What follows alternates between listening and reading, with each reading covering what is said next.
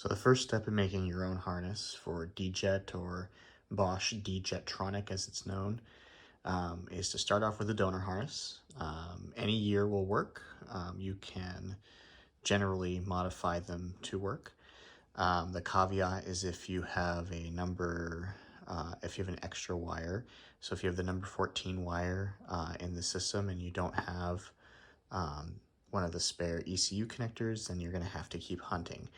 If you have one that's like a late model or one of the really early models where all of the pins except for number 2 and for the very last one, number 25, are filled, then that will work. That's the best kind. The ones that are missing 14, unfortunately, are generally only going to work for the years where you don't need that wire. See the manual, see the wiring harnesses diagrams in there. That's the best way. So once you have a donor harness, then you'll go ahead and you'll trim off the big ECU connector there, that big connector. So here's one that I have that I'm about to start prepping here. And I've gone ahead and give myself the most length possible on this upper length, just in case somebody needs to relocate the ECU or just needs some more slack or something like that. It's not going to affect what we're going to do here because we're going to recreate everything downstream of that. So everything up to the big ECU connector we're going to keep because there are precious few of those ECU connectors left. That little pile there is all that I think exists. And basically from there we're going to go ahead and reuse that part because it's generally okay. Once we clean it and re-lume it, it'll be nice and new looking and work well. And then we're going to use a big connector to connect this end to the new rest of the harness that we're going to build. So that's step 1. Step 2 in making your own harness. Once you've got your donor ready to go, you're going to go ahead and find where the harness jacketing ends at the first set of connectors for the harness. That's where you're going to trim to give yourself the most length. So I started trimming here, and that's what I'm going to do is finish sawing essentially through this with a nipper. Continuing on step 2 here, once you've severed this connection, we're going to remove that little donut, save it. You're not going to use it for this kind of harness, but it's good to have as a spare. And we're going to go ahead and pull off all of the rest of this. You are going to leave this D-shaped seal alone if it's still intact. And then we're going to go ahead and remove the rest of this.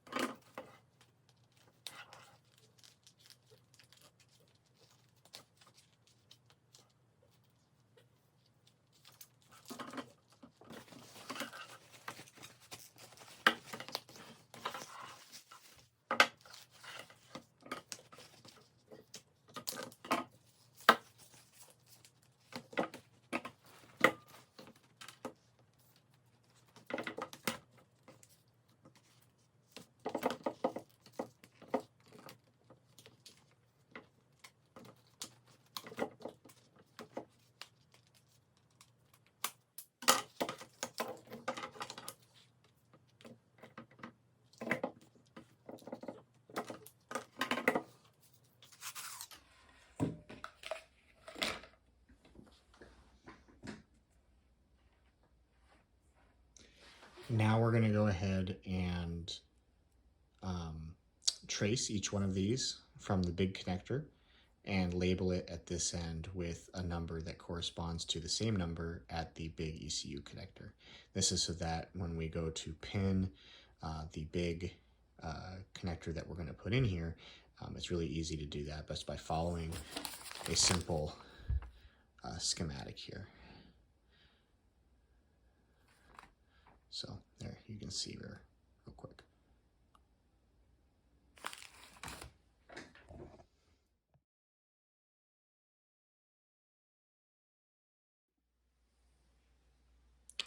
So off camera, I took off or slid off this little D-shaped seal. I'm going to put it back.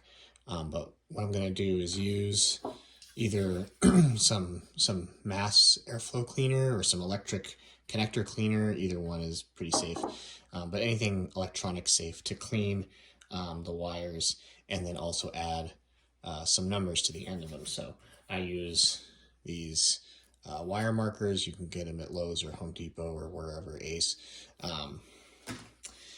Yeah, so I'll go ahead and start adding these to these wires as I clean them, so that as each one is clean, I know each one is, you know, what number it is. So no need for voltmeters or any of that stuff.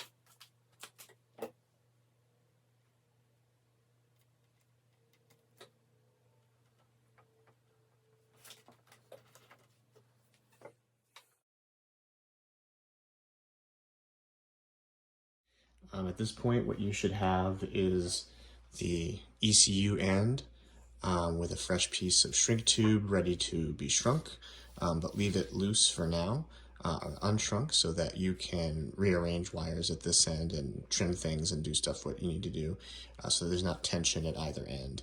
And once everything is hooked up and created with this new connector, then you can go ahead and shrink tube this.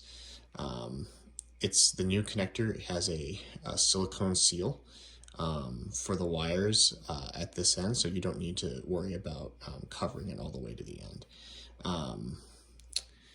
This new connector is a 23-pin Delphi connector.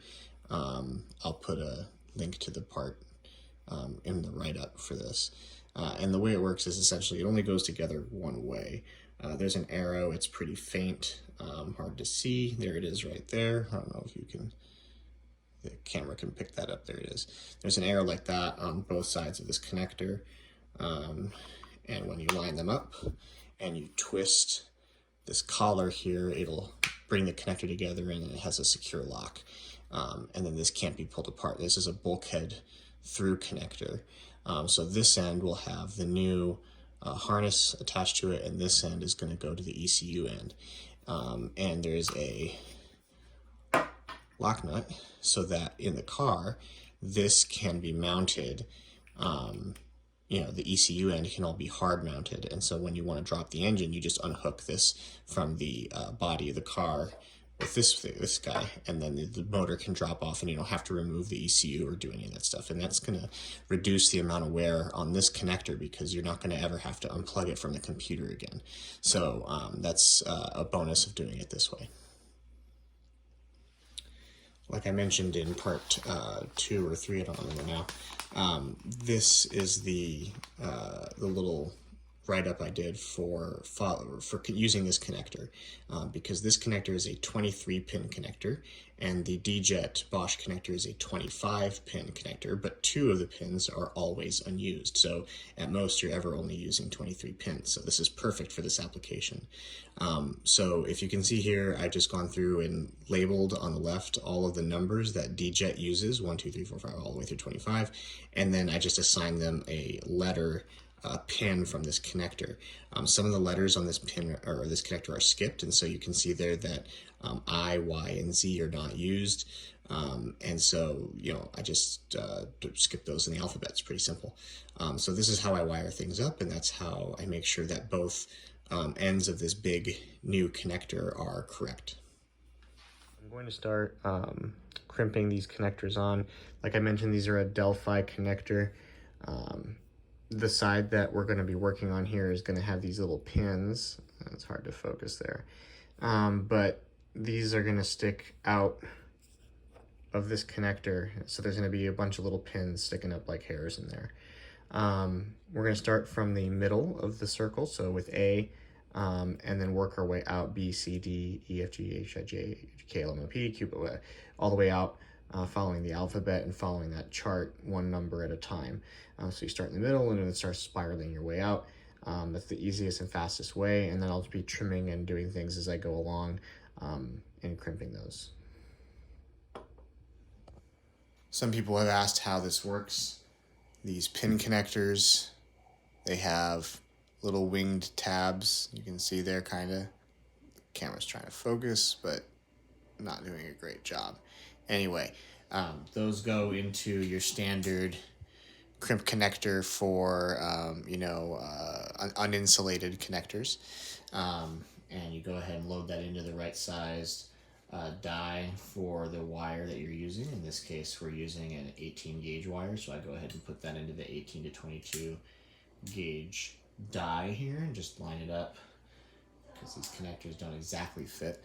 But anyway, they go in there like so. That's ready to crimp now. And I have a piece of a numbered wire right here that's already stripped. And I'll go ahead and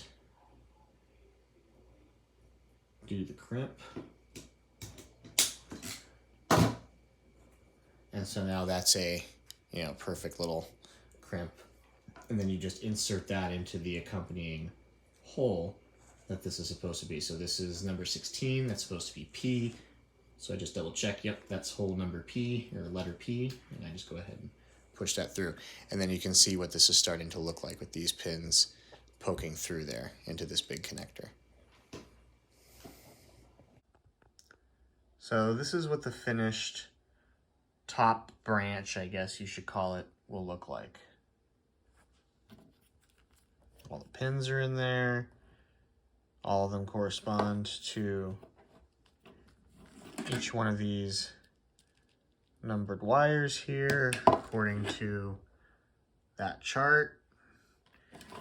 And that goes up to the big connector there, which I still need to do a little cleaning up here. But anyway, so that's all done. So that's the first part, and that's kind of the most difficult part in my opinion. Everything else after this is pretty easy.